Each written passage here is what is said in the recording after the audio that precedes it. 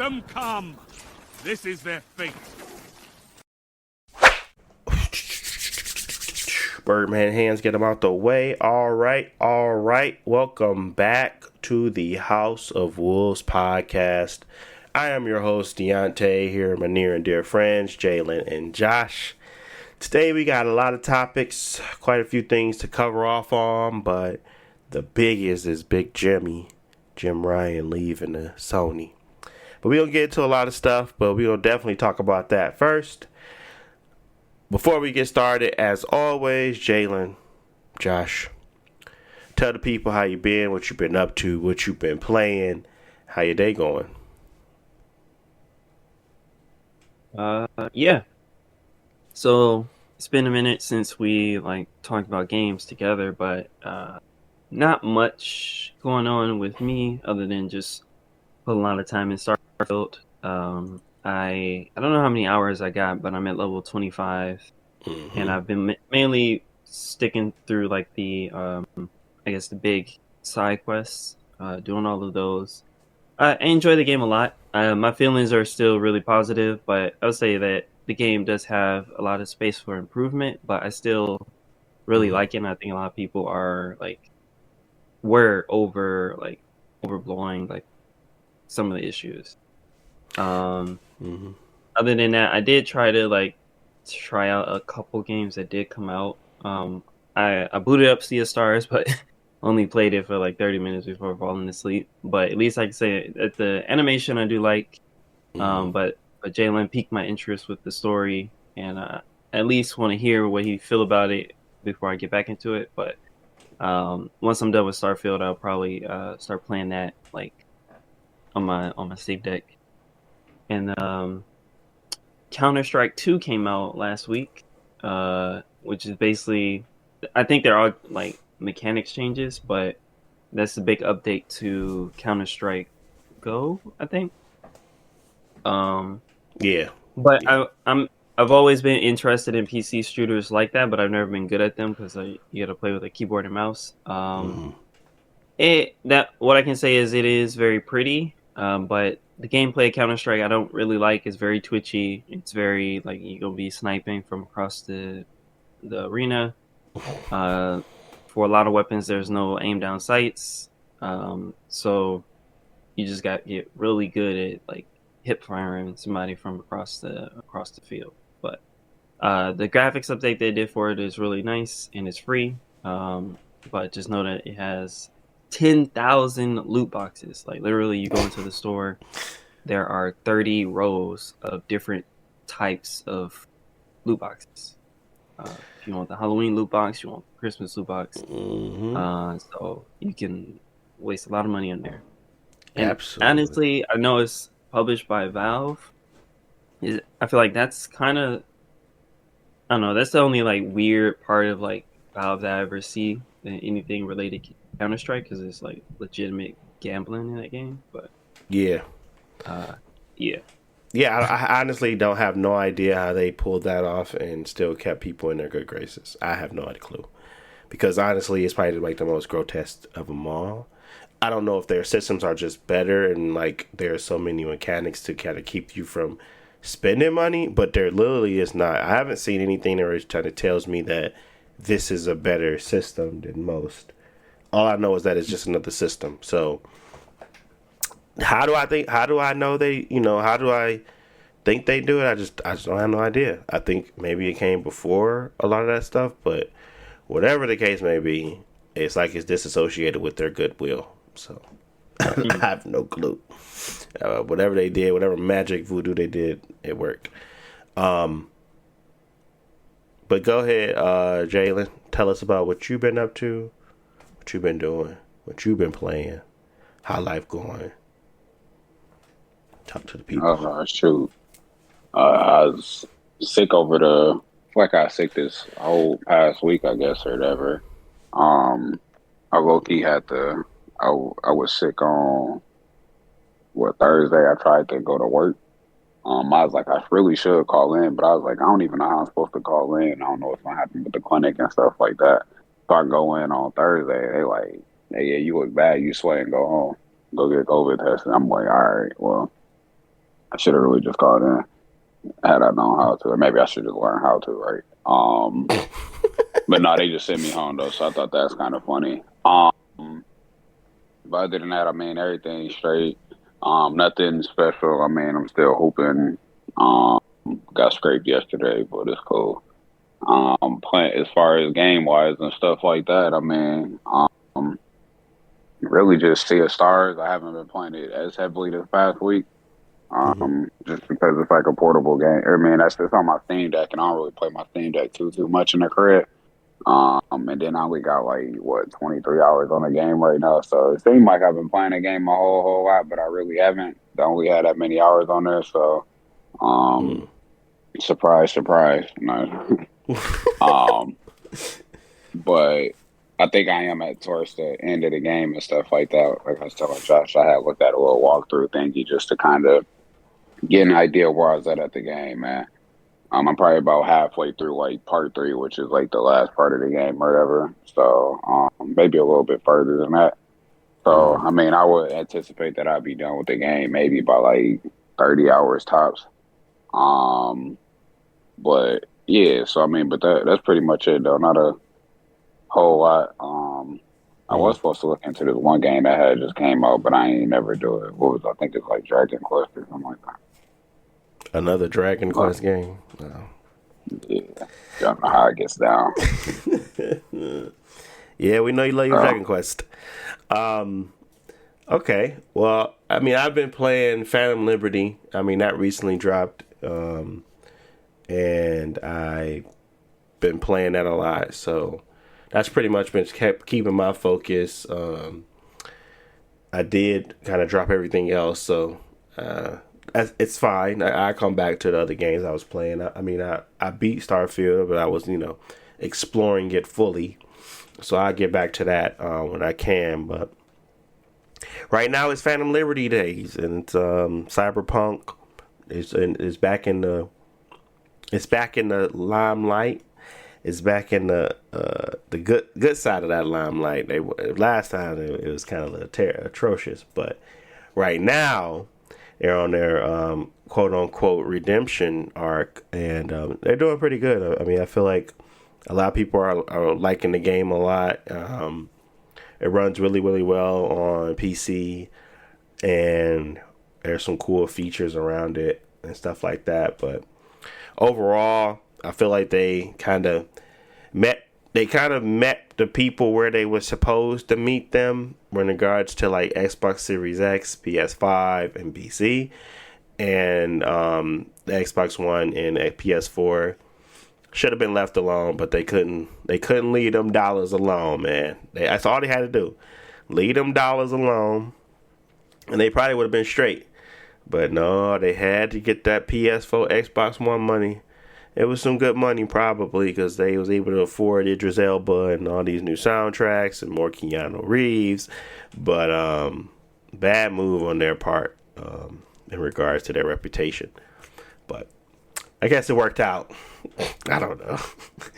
But I've been playing that a lot, and I really enjoy that. So that's good there.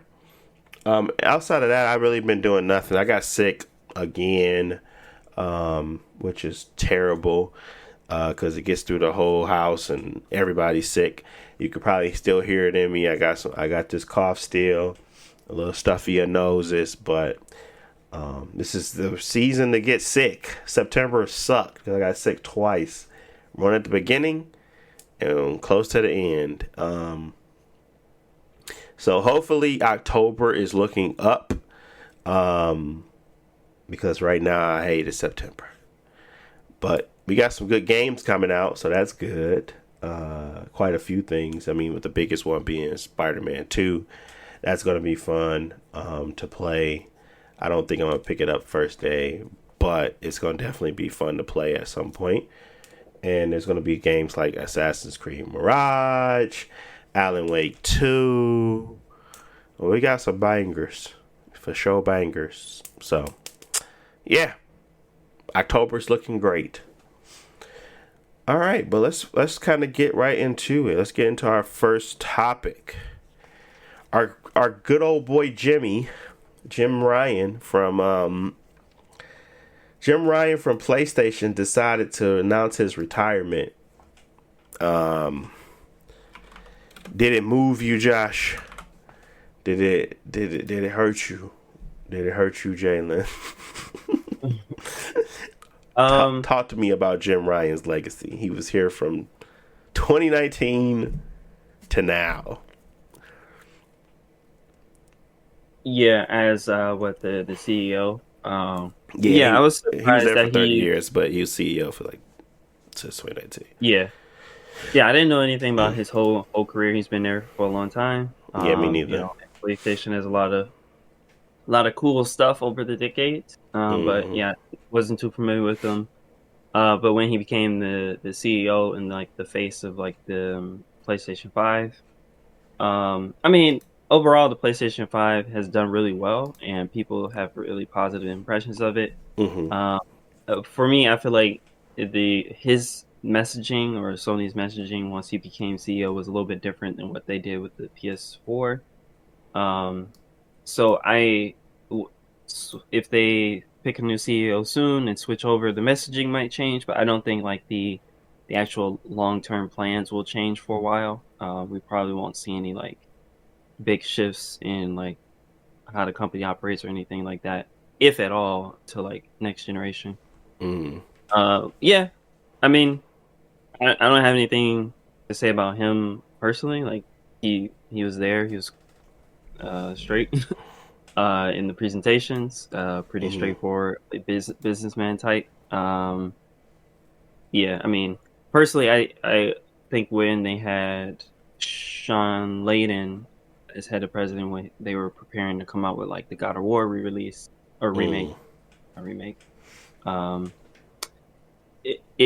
he specifically and overall Sony felt very excited about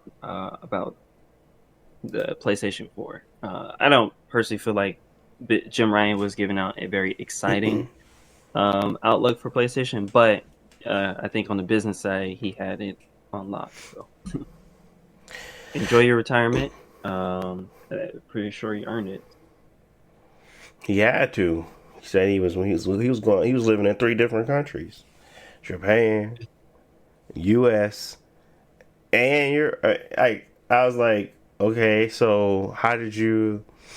I don't know. He was managing the U.S. portion of Sony, but living in the U.K. But then he had to fly back and forth to Japan a lot. So I'm looking like, yeah, I would think you would had a pretty crappy couple of years as CEO. It's just too much movement. But overall, I think that was kind of like one of his biggest deciding factors. I don't think nobody wanted him gone anyway. But that didn't stop the fanboys from praising the Lord as if he was the worst person to ever run the business. And as from what I can see, him leaving, this is the best Sony has ever been in regards to like market share and profit. Correct me if I'm wrong. I don't think they've beaten this year, but I mean, they could have.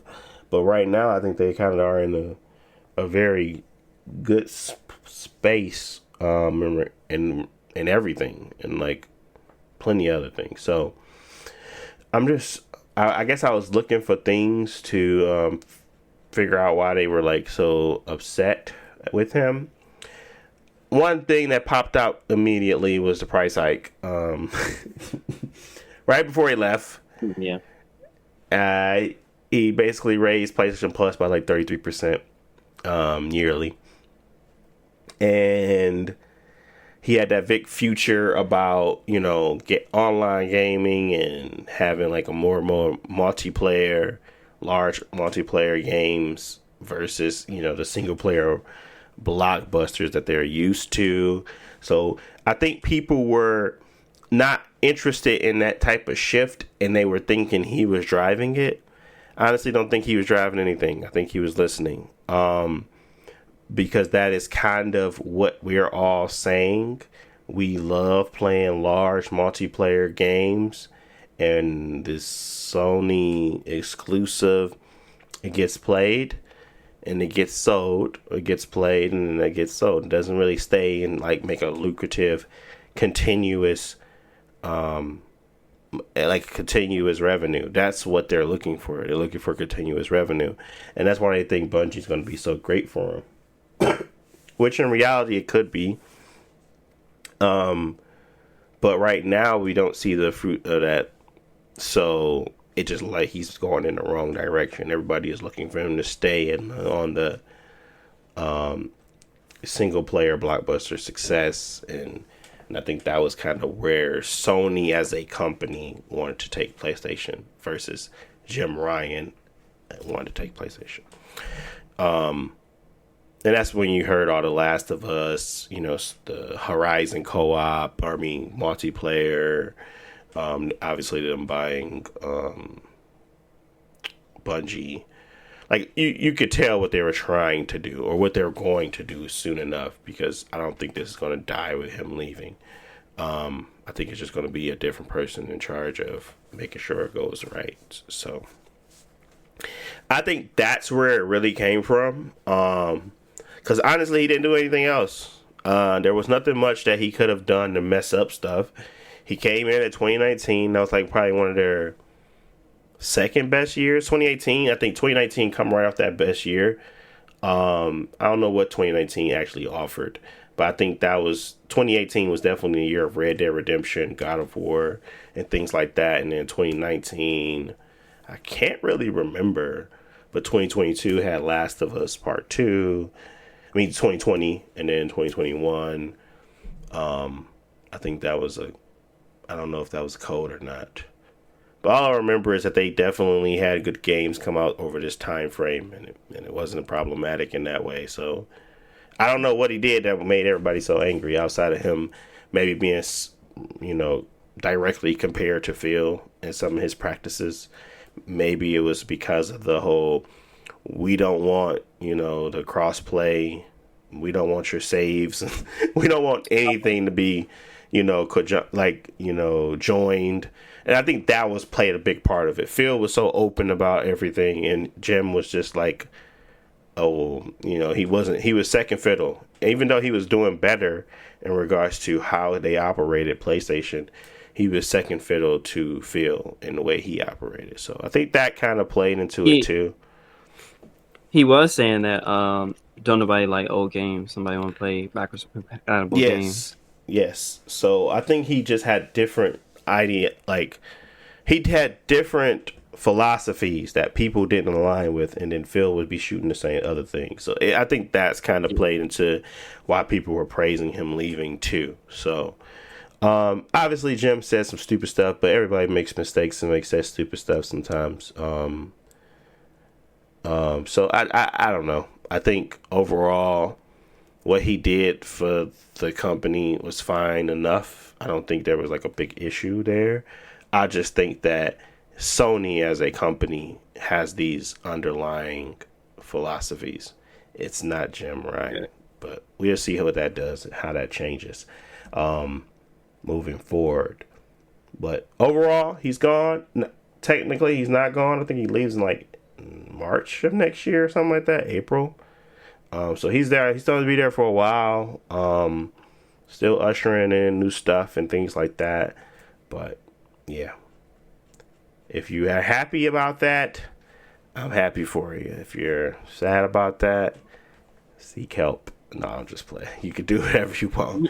You could be upset that he's leaving. Everybody has a favorite.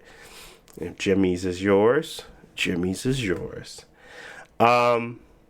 Okay, but anything else on that, Jalen? Any thoughts on Jim Ryan leaving PlayStation?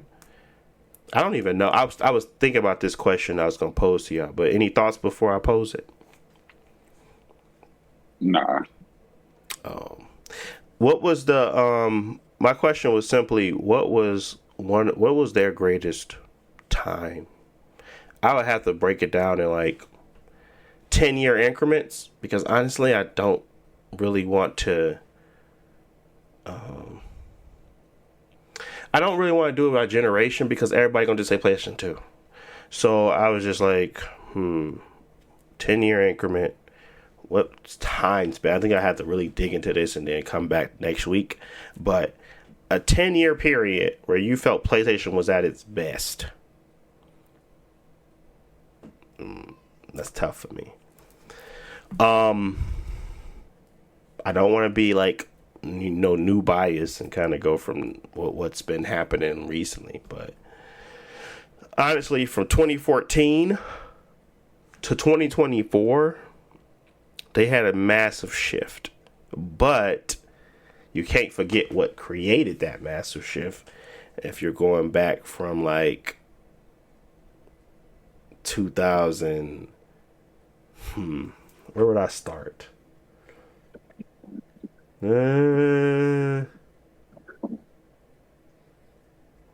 PlayStation didn't really have like good games. I think they had good games at the beginning. I'm trying to think like PlayStation 2 launch titles. But I'm pretty sure they had to wait like 3-4 years before it. No, I think it was like 2 years. And then like the very, very last 2 years or 3 years of the console, I think that's when we really got some really good games. They've been having good games. They have the bouncer. Not just lying. No, but they had Sons of Liberty on the game. When did Sons of Liberty come out? 2001 or 2002? It was 2001 because it came out like the week after 9/11. They had to change the ending. They had that. When did GTA 3 come out? Like 2003? GTA 3, let's see, launch date. Because I think they had GTA 3 in 2002 or 2003. So 2001. I think that the console came out in 1999 or 2000. Came out in like 2000. At least it came here like in 2000 or 2001. Yeah. So it took them a year to get their first big one. I mean, Tech Attack Tournament was okay, but I mean, there was. I don't want to say that, but I think the biggest one before that was where you had to have a PlayStation was Grand Theft Auto 3. So if I'm thinking from there to 2011, I don't think that would be beaten 2014 to 2024. I mean, as far as exclusives, I don't know. Like, there are a lot of good PlayStation 1 games, but I don't know if all of those are still great. But as far as, like, exclusive, I think 2000 to 2005 is still Sony's, like, best time because they had all the Metal Gear Solid games. They had, like, well, Xbox eventually did get, like, GTA and stuff like that, but it's like Sony had the biggest games at that time, and they were out first, and either they were better than the Xbox version, or it just wasn't on Xbox. Like God of War 2, Metal Gear Solid, Final Fantasy 10, Final Fantasy 10, the Kingdom Hearts Kingdom games. Hearts. Like, everybody don't like those games, obviously, but those, as far as like best sellers, they were at the top of the list all the time, and were not available anywhere else.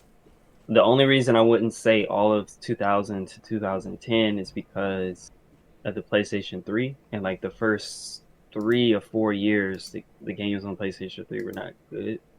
Like God of War 3. That's why I'm having a hard time. I'm like, you can't make up 5 years, but I don't know when there was a year between 2014 to now where it was like a super bad drought, where it was like nothing, where it was like difficult to want to buy a PlayStation.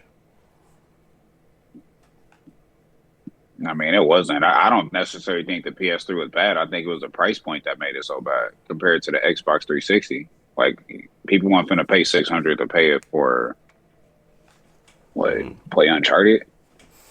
Yeah. They had bad multiplayer too. Yeah. Yeah, I honestly, the PS5's current status, like from 2020 to 2023, it's not super impressive. But that PS4 though, like even with that terrible launch titles, once Destiny dropped, I don't think it had like a. You know how I felt? It felt like I was always on the other side where I was like, I want to play my Xbox, but there wasn't nothing to play on it. So it was always just like, I'm just gonna play my PlayStation and then wait for other games to drop. And PlayStation was the only one that was kind of technically feeding that, and everything else was just like nothing. So that's why I still kind of feel like I have to, give that timing the most praise. But I guess it's difficult. I have to like really think about it to kind of come up with the great timing of when I want something and when I want the front end and the back end to make sure it looks good. But it's a good idea, good thought, and I just kind of wanted to ask it since we were talking about Jim Ryan and timing and all that good jazz. So, all right, well, yeah, I mean, just real quick, overall, I just don't think they really have that much of a bad time. I think the darkest era for PlayStation, and I won't even really call it dark. I think it was just a high level of entry, or high threshold of entry. Was probably like the PS3 era before it started like dropping. So between like 2006 all the way up to like 2011 before they became more affordable or something like that. Launch. Yeah, that's a long time, bro. That's like 5 years though. For it to be garbage. That's why I always think when I think of like, PlayStation 2, I'm like, yeah, you had a really stellar opening and then you had that. So that 10 years is sheesh. So I don't know. I mean, you did get Last of Us. People can't put that game down. Hey man, you can't put it down. What you talking about? You can't put it down. Right. Love that game. I was gonna be now. Love that game. Have to talk about the most impactful exclusives at some time, because Last of Us did a lot for the industry, especially on the tech and like story side. But I don't know if it was their best exclusive, but people act like it. The Last of Us? Nah, I don't even know what their best exclusive is. I think Insomniac is creating them right now. I don't know about. I think that they have great stories, which is fine because they basically was able to figure out a way to really intertwine great like story building and telling with video games, because it was probably really difficult. But all they had to do was push graphics enough and minimize controls enough to get a perfect mesh of easy but engaging. That's it. And that's kind of the biggest formula and kind of hardest thing to mix, because nobody's going to play Lies of P because it's difficult. And everybody praised when they lowered the difficulty. That's why I kind of was like, I'm off of it. Because they freaking nerfed everything and said, oh, everybody's upset because it's hard. So now we're going to make everything like they have the health on the bosses. I'm like, why y'all do that? If nobody can beat it, or if everybody's having a difficult time, like these reviewers were able to beat it. If the reviewers can beat it, I can beat it. There's nothing that they can do that I can't. So I just felt like, why y'all messing with it? So I got a little annoyed, and I don't think they got no difficulty slider or whatever. So it's kind of like they just adjusted it for no reason, in my opinion. But hopefully it's still challenging. But I just know in the back of my mind, I'll be thinking like, this wasn't as hard as it was 2 weeks ago. So that's what kind of annoyed me. I was like, nah, I'm really not gonna play it. But I might go back to it. I might start with Lords of the Fallen though. But yeah, so those types of things where it's like, a lot of people aren't going to beat Lies of P, but we need a lot of more people to kind of play this story, really engage with it and understand it. So we make very very small, minor, very easy to understand controls, not that much going on. That's why we always felt like, it's a good game, but it's not challenging. It's not engaging because if you're not into the story, you're not into the game because that is what that's the point of it, you know? So, that is what the formula was. I can't give them the trophy of best exclusive when I almost 100% enjoyed God of War 1 and 2 way more than any of those games. But that was because I was stupid and I was like, oh, give me more blood, give me more gameplay, give me more big action scenes. And I was like, I'm not really interested in those story because I'm actually playing a video game. So those were more impactful to me, but I can understand and pull my bias out of it and kind of be like, okay, this game is objectively better because it hit more boxes that more people are enjoying versus my one little thing that stuck out to me. So maybe Jalen's might be Ratchet and Clank or Jack and Dexter type series or Sly Cooper series. Kingdom Hearts 2. Oh yeah, my bad. I forget all about that. Kingdom Hearts is his series because of the gameplay. I'm pretty sure. He might like the story, but there really much in there to tell outside of confusion. But what y'all call a story, what y'all call a story, I call confusion. But as long as y'all enjoyed it because it was impactful in different ways, I think probably if you had to pick one thing, you would say the gameplay would be the thing that drove you to continue playing the most, or was it really you wanting to know what's happening next? The music. So the score. The music was the best part about Kingdom Hearts 2. So the score was the best part. Interesting. That orchestra with playing the violins and them instruments, I'm like, man, these people this is crazy. Then the gameplay is like a real close second because when you mix the gameplay and the music, the intensity is just a blast of fun. It's a blast of fun. I'm having a great time. Yeah, no. I get it. So yeah, there's I guess there's different formulas. What I'm trying to get at is basically that I think once they started to understand and be able to reflect real life graphics and fidelity into a game and provide that storytelling that people, the masses enjoy, I think that's when they started to get hits. But are they, to me, when people try to replicate it, it's so it's kind of like watching, CSI Miami and then CSI something else. It's like it's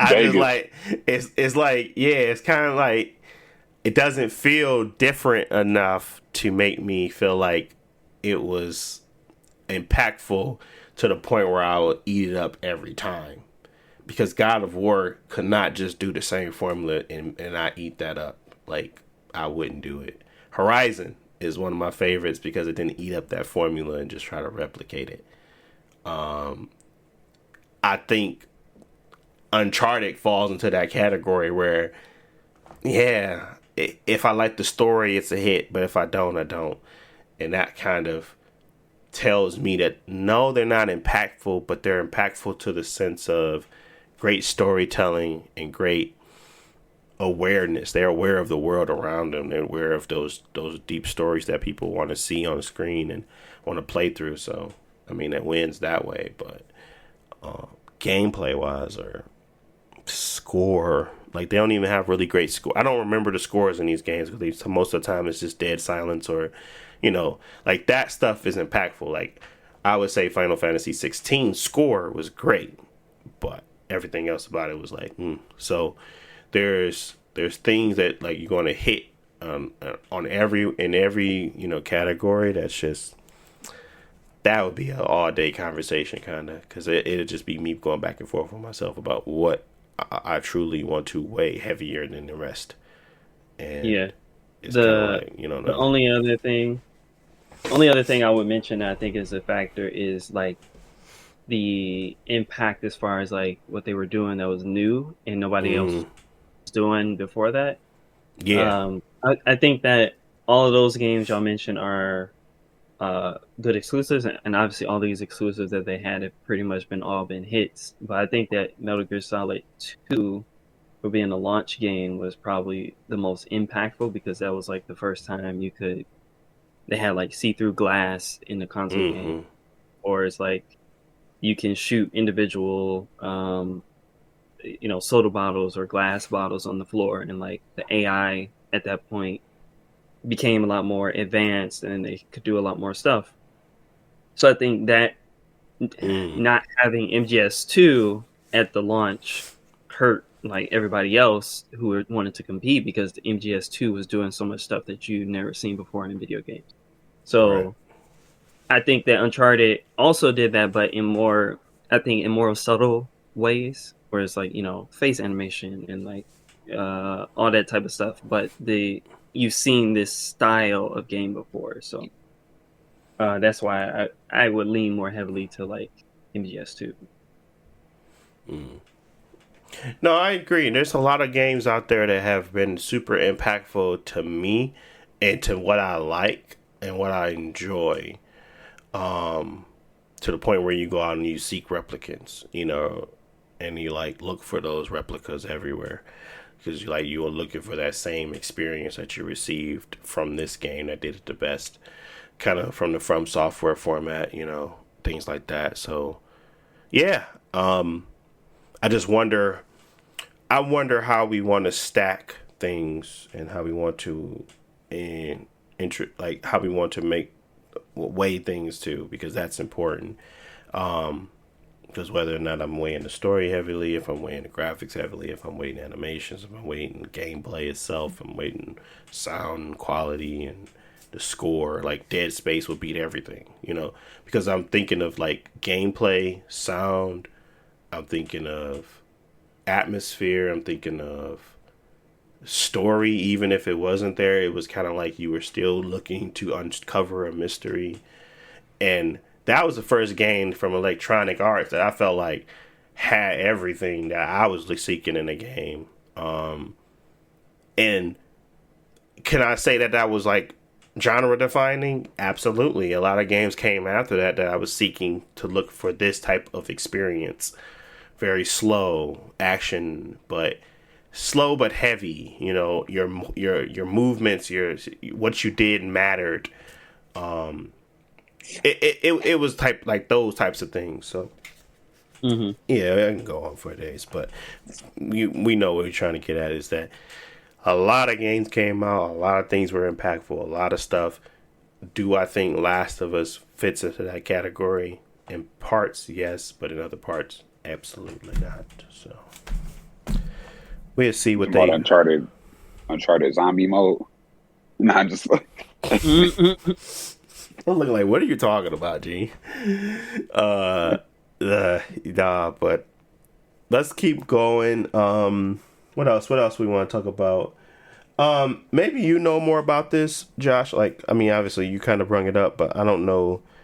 I just know him to be on Platinum, and I see him tweeting and stuff when like they were going through that controversy with old girl about her being a voice actor or whatever. But that was the last time I heard from this guy. Was he a good person? Was he just good at games? I don't know. Honestly, I don't. I just think, and if you can say his name, because I don't know how to say it. But he's a Platinum. Hideki Kamiya. He was one of the head people over at Platinum Games. So Platinum started. Well, basically, they all started working at Capcom a long time ago. They worked on stuff like Resident Evil, Devil May Cry, and Kamiya was like director of some of those games as well.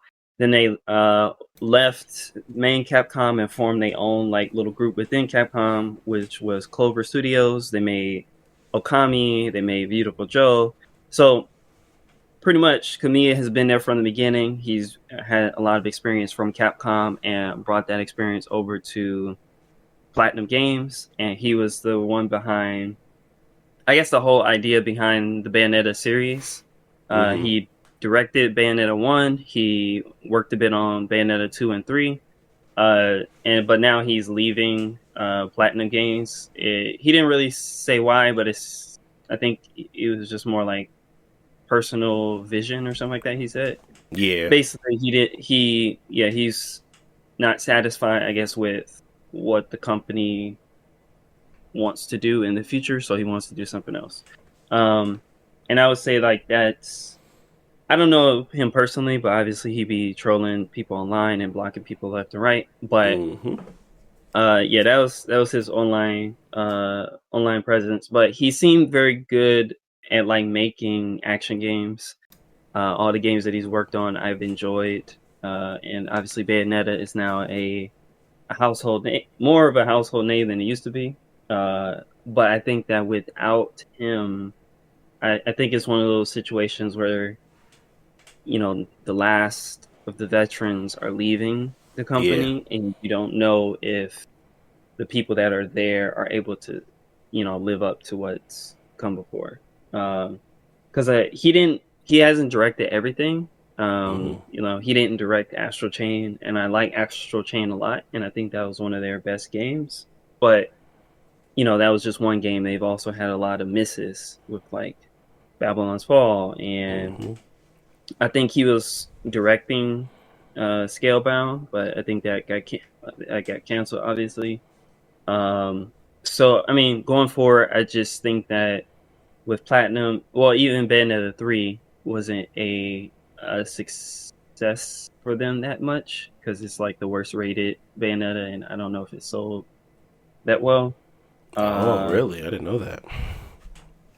yeah, I was looking at it on Metacritic. I mean, most of Bayonetta games are not amazing on Metacritic. They're like in the 80s, but Bayonetta 3 is like 70 something. Mm. Um, so I would say with him leaving, I am a little worried about the future of Platinum because like Babylon's Fall, like selling like basically 0 copies and then shut down after 6 months Mm-hmm. is not a good look.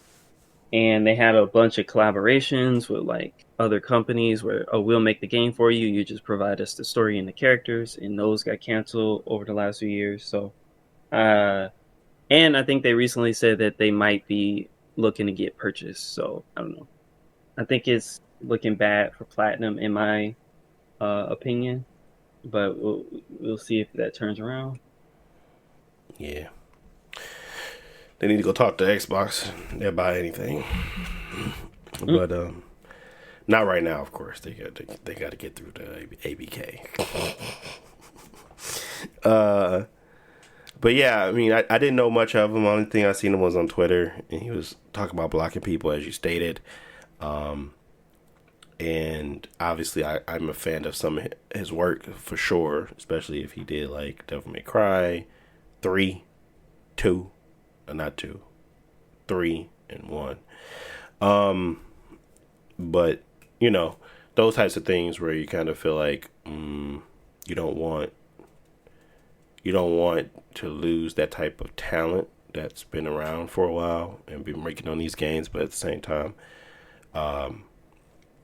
maybe there is someone that can usher in a new look, a new style. If there have been on a downturn for the last couple of years, it hasn't been the best outlook anyway. So maybe that is what they need, is someone fresh, new, to come in and kind of steer the ship. I mean, because they still has good stuff like Wonderful 101 or something like that. Mm-hmm. And they had like good sleepers out there that have found success. It's just kind of like how few and far in between those are, and the practices you're kind of doing with those, like locking into Nintendo consoles where you can't even let anything shine on there. It's kind of bad.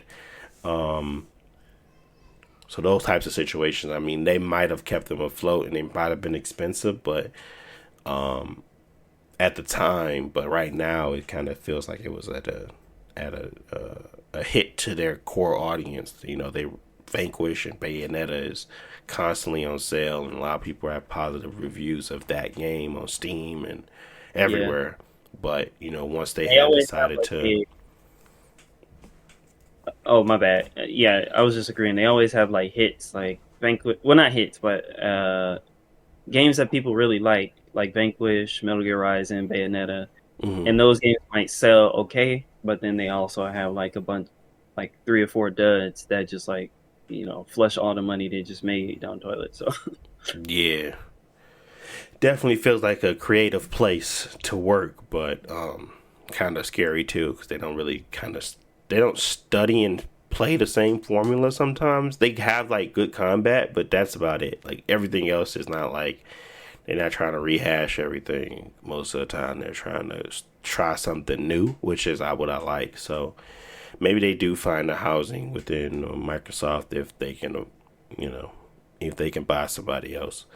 But it seems as if they might need that extra cushion, that form factor, that Game Pass model where they can try new stuff. But right now, it kind of feels like they shot themselves in the foot by putting it on the Nintendo only because I refused to play it on there, and that was a loss to them. And I'm pretty sure there's a lot of people out there with the same sentiment that I'm not playing this game on this terrible console that runs at 45 frames per second and at sub 720p. Like I'm not happening, not me. So it's just one of those situations. So we'll see how that goes in the future. But overall, he's leaving, and we'll see how impactful it is. They're already pretty much impacted by a lot of decisions made already. So we'll see what this one does. Let me go on a rant for a little bit. Let me rant about switching to PC. Because, man, oh man, I didn't make a bad decision because I haven't made the decision. I just ended up being able to now play very high-end games on a PC. And I decided that this will be my main source of gaming for a little bit while I continue to support, with the Xbox Series X, with the PS5. I want this to kind of start to become where I facilitate my gaming and play, and those are kind of second to just exclusives and things like that. Xbox, unfortunately, because they don't really care about keeping you on the Xbox console, I can play all those games on my PC, so I'm fine with that being booted, but I'm not going to get rid of it just yet due to backwards compatibility. Current library of games, I don't want to do that. But the PlayStation 5 is obviously going to be the one that's going to kind of still have that upper hand because it's the only one that really has a reason to purchase right now. So I moved over and I started to play games. Obviously, I have a 7900 XTX, so a lot of games just run okay. Like, they don't really need any changes. I can run them at high settings or ultra settings at 4K, no problem. I don't have an issue. Mind you, I have an LG OLED that sits in my front of my face. It's a 42-inch. I hate FSR 3. I hate FSR.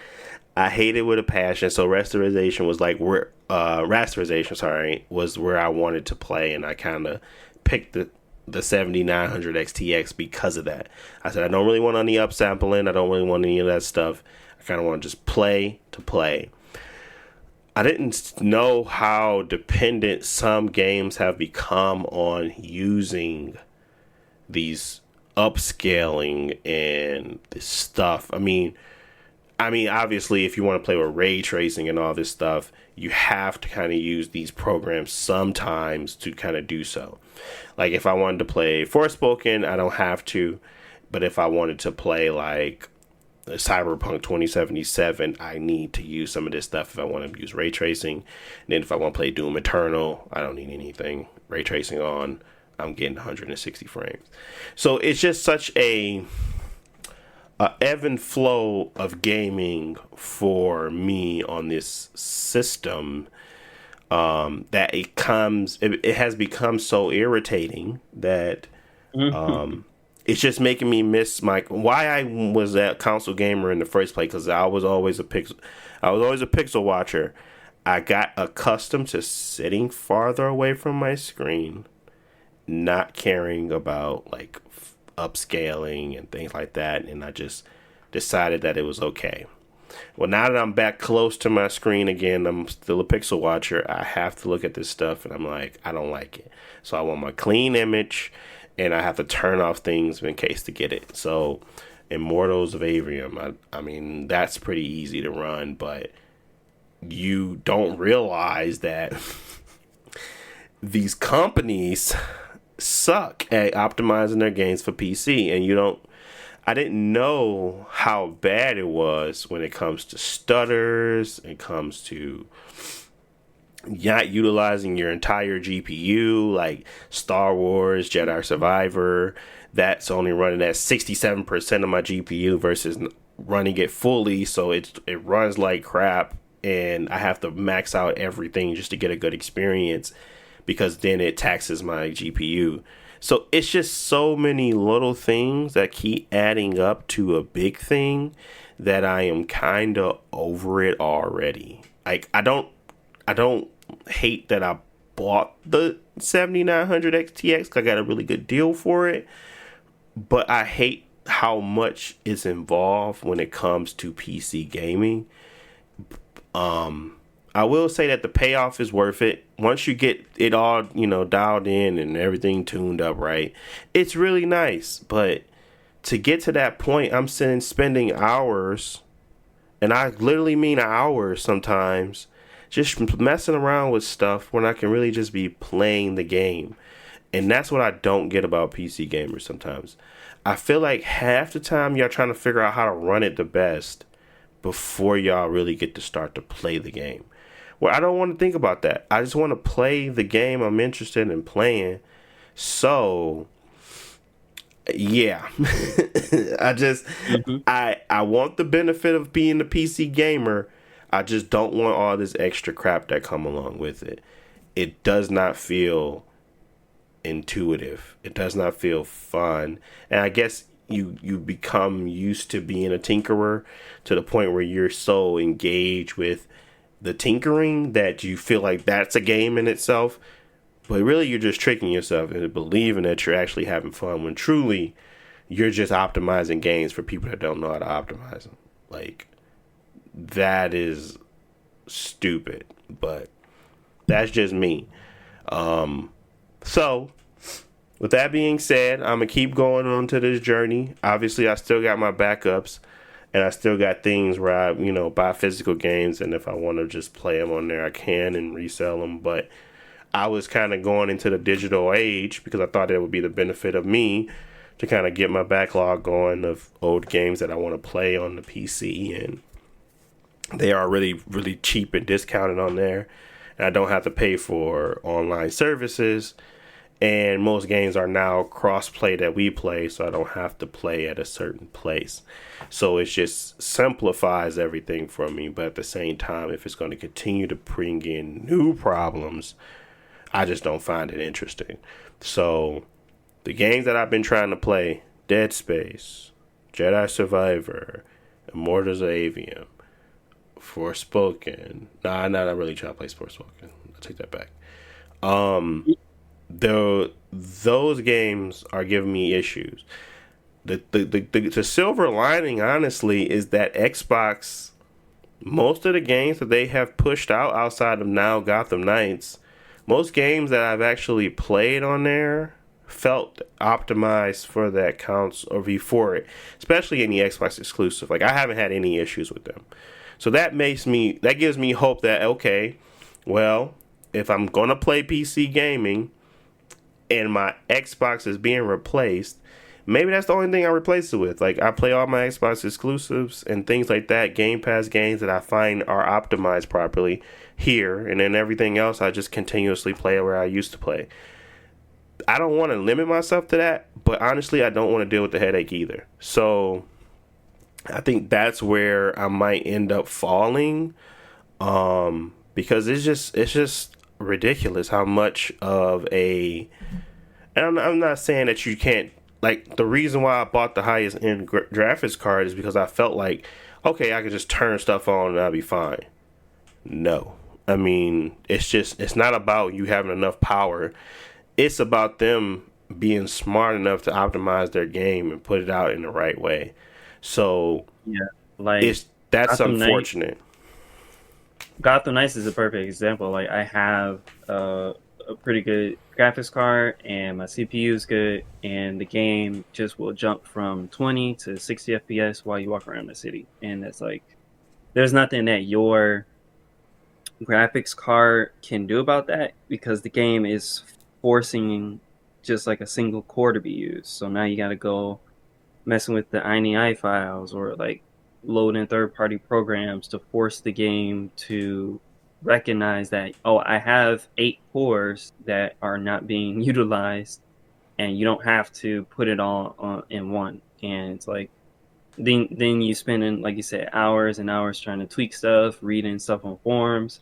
Oh, if you put the game to 4K and turn off FSR, then the game will force itself to use To 6 run cores. fast. They're like, bro, this is dumb. Like, what are you talking about right now?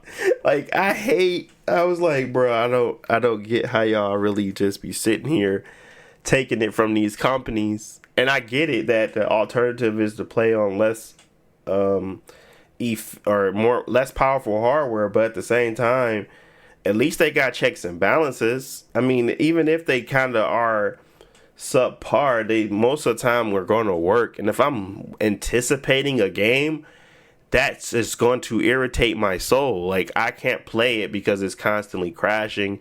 I don't got my drivers yet. I don't have the things that I need to play it. Maybe they just push out an update. Now it's all crap. And, like, it's just like, well, I don't know. I just don't see how people put themselves through that on a constant basis.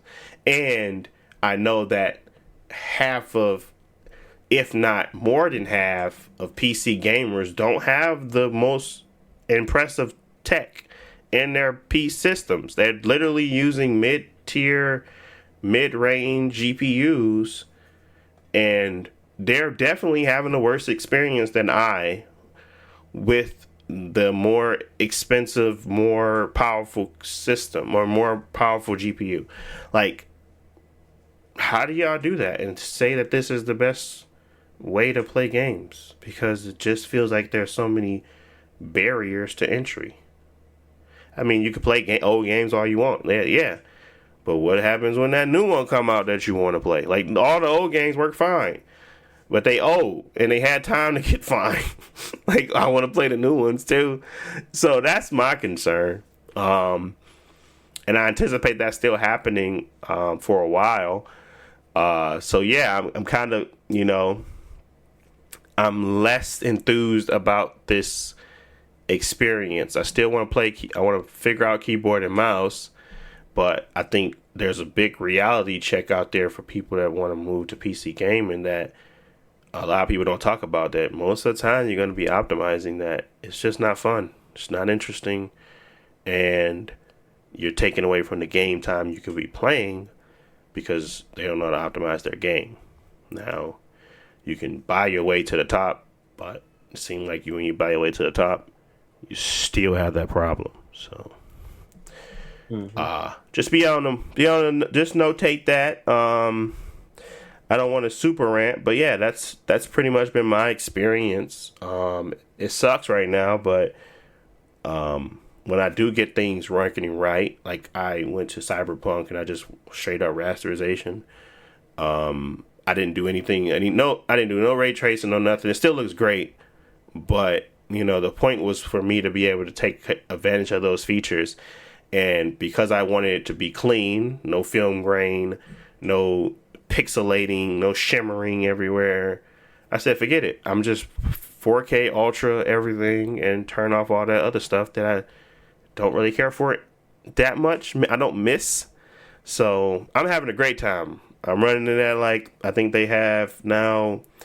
Oh, because I became a super tinkerer, Josh. I added in. They put out some preview drivers for like frame generation for the AMD cards, and I put that on there. It looks good, but now I can run it at like 150 frames per second. But it's like I'm literally running it at 72, but the fluidity of it because of the extra frames, 150. It runs well, looks nice. Doesn't add too much of a hit to my latency, and I kind of like it. So I'm good. I'm good now. But yeah, it's kind of getting to that point that kind of annoyed me. It's just like I was tinkering for so long, like, bro, I'm about to be so done with this. And then I read somebody comment, said, man, listen, you don't need to deal with none of that.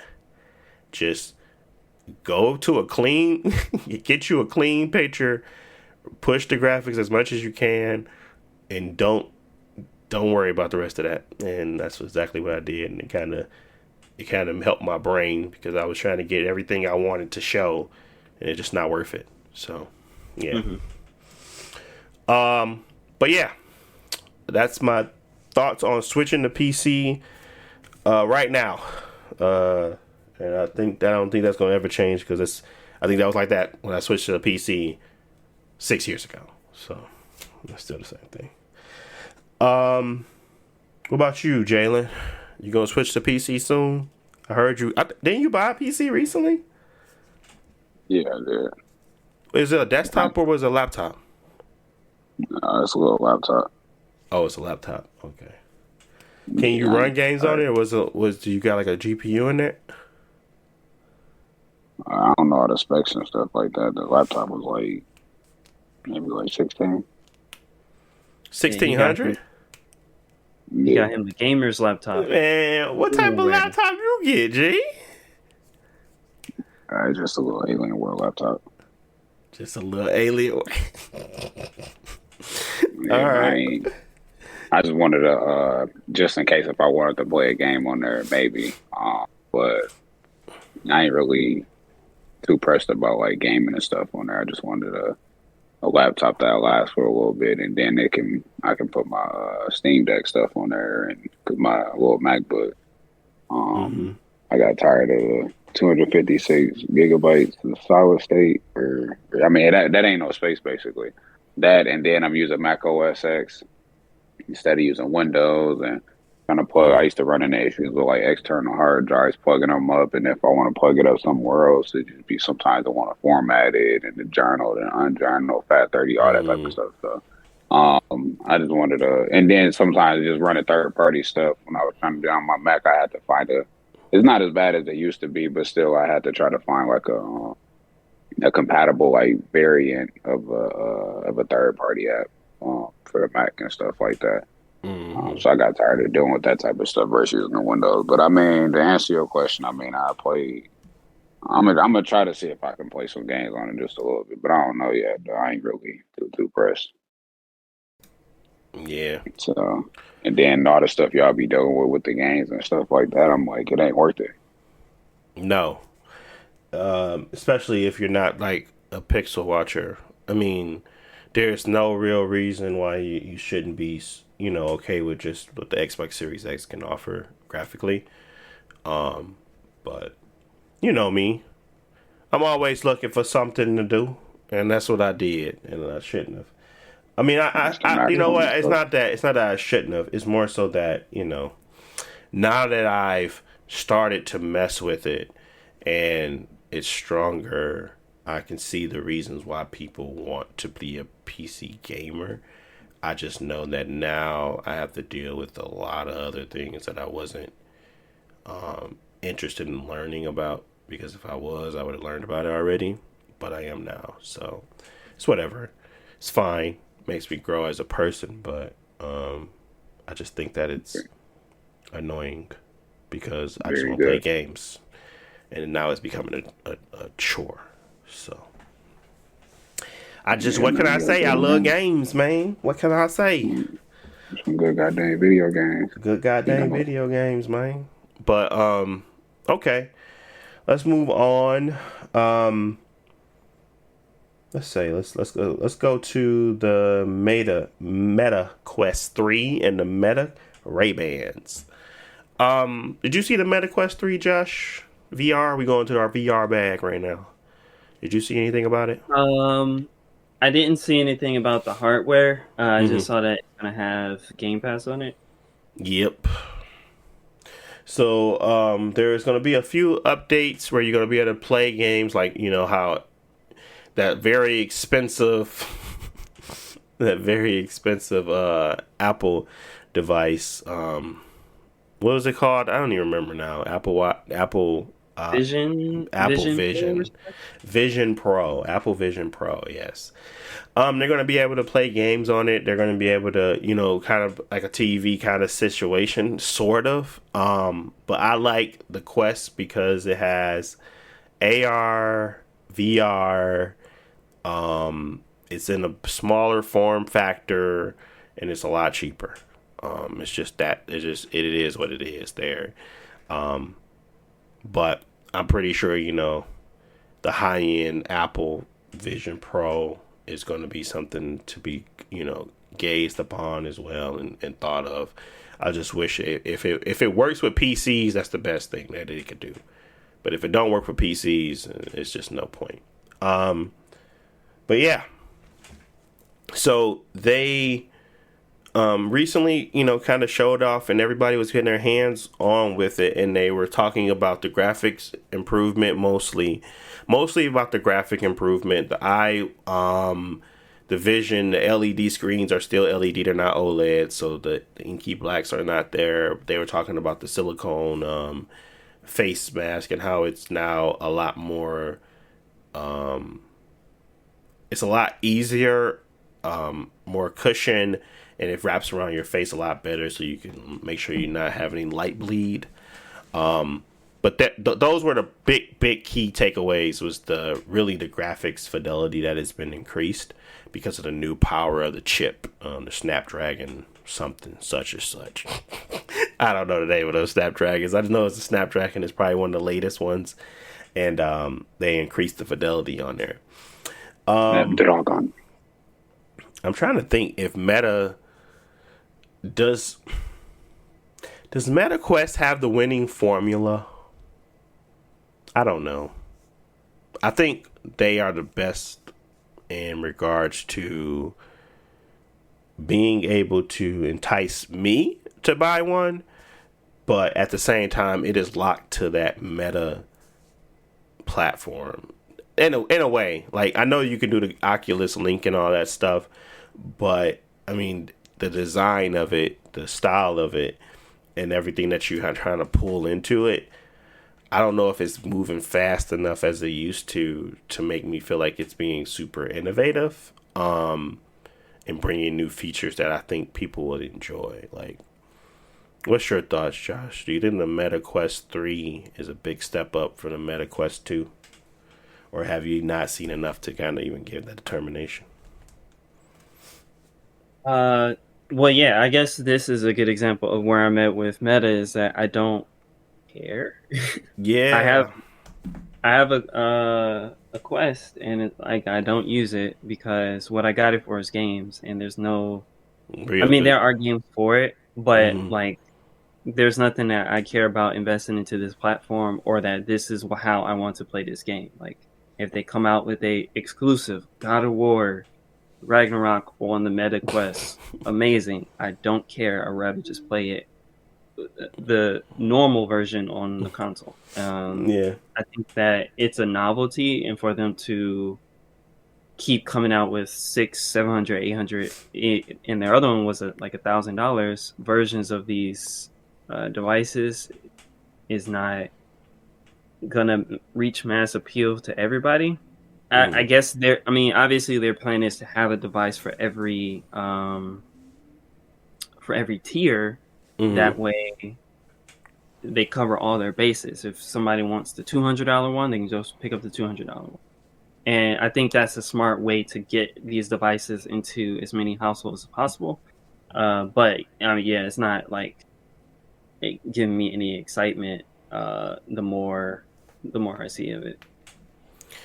Yeah, that's kind of my thing. Is like I'm not excited for it. I mean, I like to kind of keep in line with it. Like, I mean, I like to make sure that I am up to date on it, but I have in no way, shape, or form that I feel like I need it because I literally have my Quest and I don't play it. And it's nothing that they can do to kind of get me to change my mind. Now I have nephews and nieces that love it. They every time they come, they play with it because they love the VR and they have their own sets at home. But for me, I feel like I am not growing up in their platform. So in order for me to be enticed by something, I need serious innovation. Like, that is a platform right now that was built from their ground up, and it kind of feels as if it was made for recreational, average, not really intensive gaming, and like maybe some social aspects to it. For me, I am looking for that next step, I guess, that futuristic pool that makes me feel like I need to use this.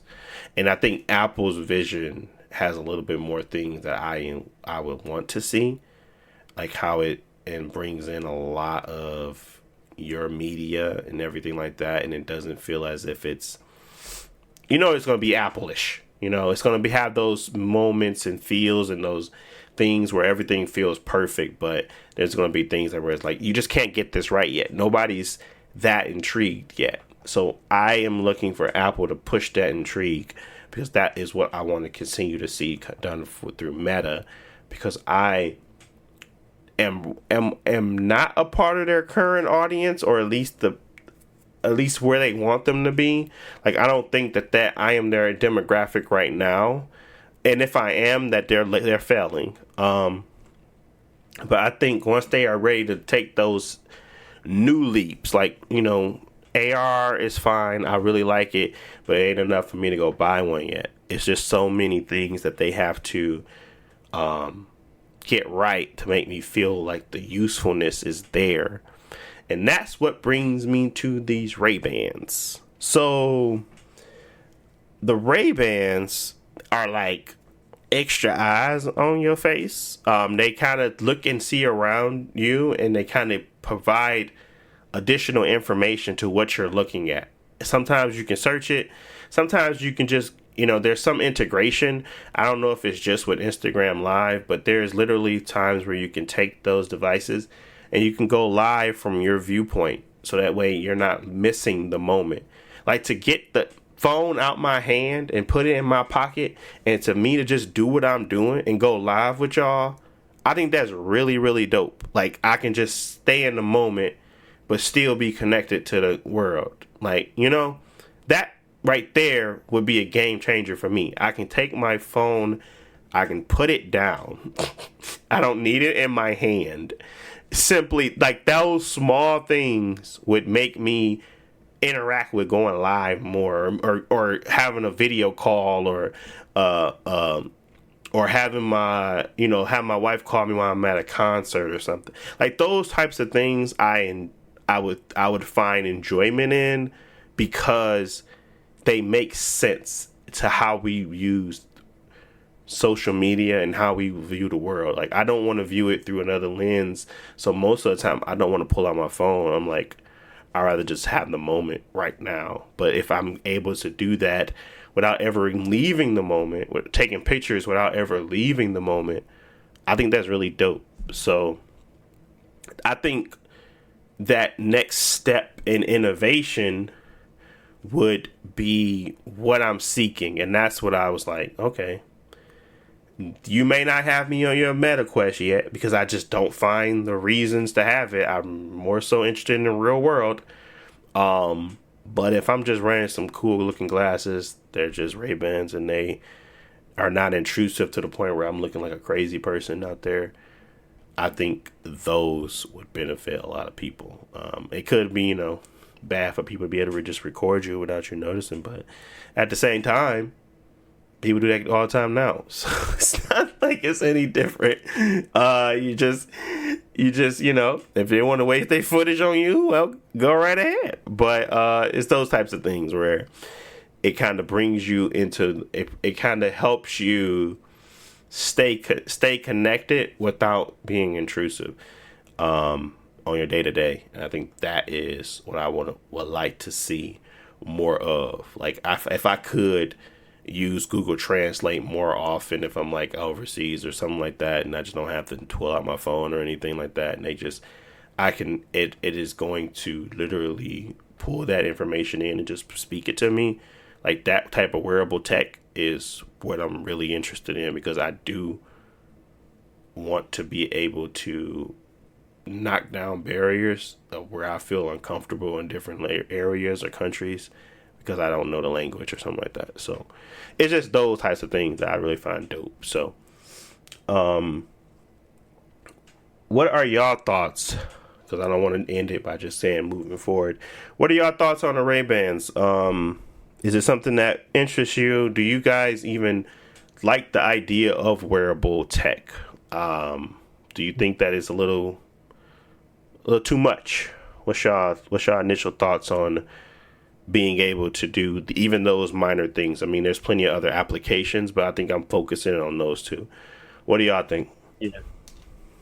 No, I think wearable tech, the idea of wearable tech is cool because the whole point is to make something, like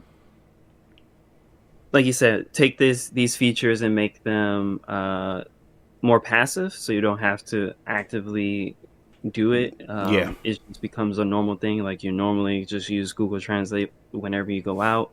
And so that's cool. Remove the barriers. As far as like this version, so far from the specs and everything, it seems very nice. I don't know. I would personally invest into the meta version of this, especially like the first version.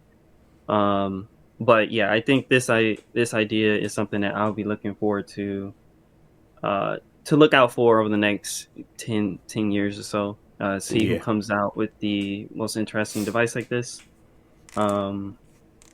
Yeah, and like you said, the recording thing, I guess it is a worry, but at the same time, like, people will record you at any time anyways. So. Yes, they will. They will pull out their phone and just start recording you. So it's not like it's not...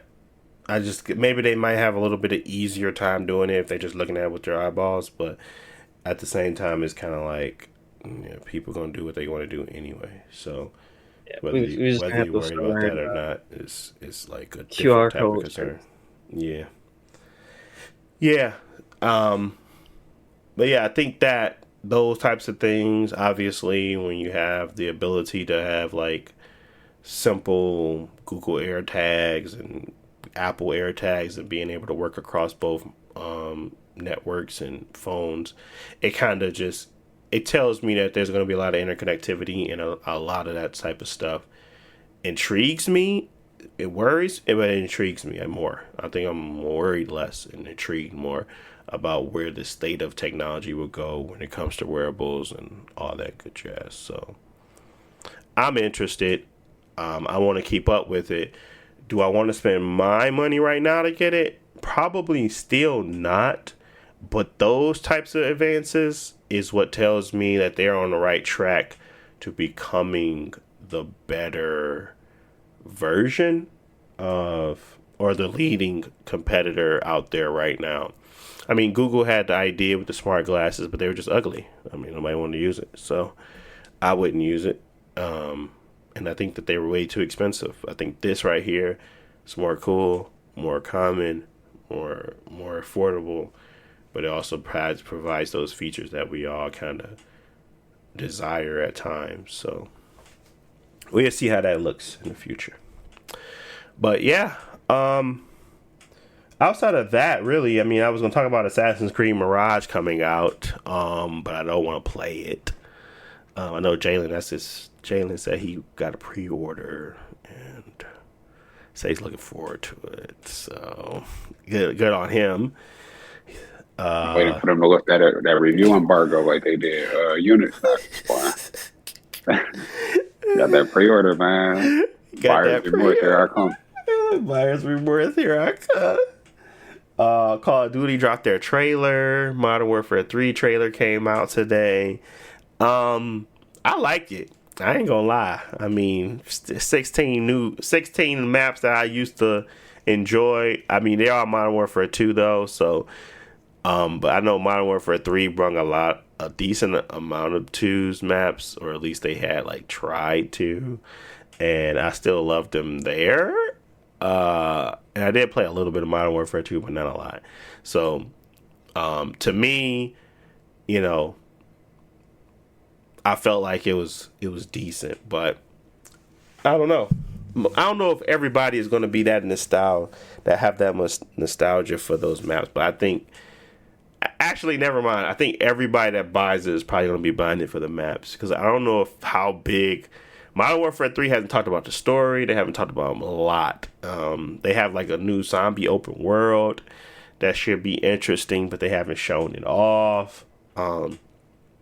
It's a big mystery, dude, and it come out November 10th. So, I think most pre-orders are going to be around centered around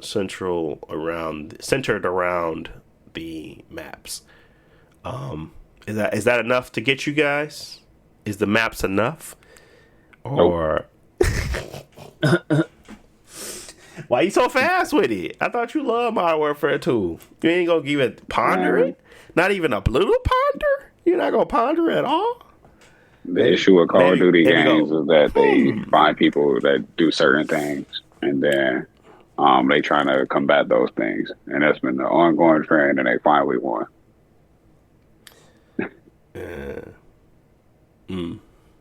It all started with them trying to take out voice scoping.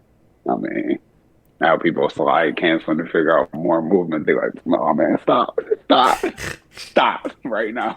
They brought it all back. Now they just gave in. As you said, they gave in, man. It's time. It's time for you to head back, man. Stop all that unrealistic movement because I know you playing a video game, but the game is real. So stop that now. They gave up, man. They couldn't stop it. And we'll see, bro. Sandbox, not the sandbox, the little, like I said before, after playing Warzone, they unlocked a new level, bro, and now they just regressing. Yeah, well, I mean, I don't know if I'm gonna give it a shot. I really don't. I was just saying that I'm interested. I might, you know what I'm saying? That's 70 on that boy. What can I say? I like games. No. How much that is? All that 70. Hopefully that's the first drop in Game Pass, so I don't have to pay for it. But yeah, wishful thinking, sucker. That's like $1 billion worth of games. Yeah, right, buddy. They said we'll never. So Activision already talking about how they got thousands of employees just running back and forth and making Call of Duty games. I said, man, y'all, that's that OVO sweatshop right there, G. That's all they do. That's all they do is churn and burn, baby. Churn and burn. Like, man. Churn and burn. Churn and burn, baby. That OVO sweatshop era was the truth, though. I ain't gonna hold you. But anyways, I don't know how I got on a tangent. But Modern Warfare 3 is coming out November 10th. The maps look great. You know, they did their thing with the trailer, but at the same time, I know it's just smoke and mirrors. But I actually like Modern Warfare 2. It's just my friends didn't buy it, so I had to play by myself. So we couldn't afford it. Yeah, that's what they all say. We have enough time. We couldn't afford it time wise, bro. Yeah. So Modern Warfare 3 is coming out. That is literally my favorite.